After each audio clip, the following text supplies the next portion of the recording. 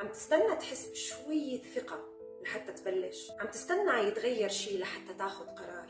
على فكرة هاد ما نوريل تحفيزي، هاد اقتباس من تجربتي. وقت بدأت بصناعة المحتوى ما كان عندي شيء، وما كان عندي ذرة ثقة إني بقدر أكتب نص أو صور فيديو أو حتى أحكي بهي الطريقة، ولا حتى أظهر على السوشيال ميديا كلها. فالثقة بعمرها ما إجت قبل الخطوة.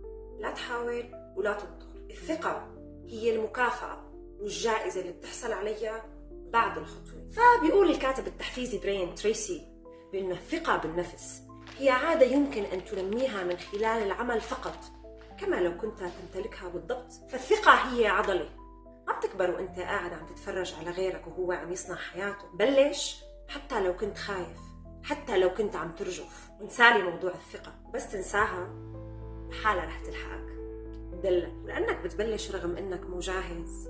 وهذا السر والشرط، انك مو جاهز. رح تبلش تطلع لك مكافآت ورح تساوي قصص بعمرك ما كنت متخيل انك تعملها حتى.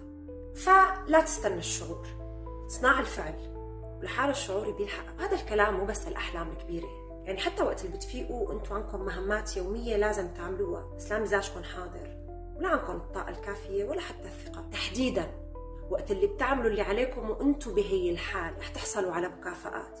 أولها شعور سلبي كبير وضخم رح ينزاح عن صدركم، لأنه بلشتوا وانتوا مو جاهزين، وانتوا خايفين، وانتوا ما عندكم ولا ذرة ثقة. تجي أول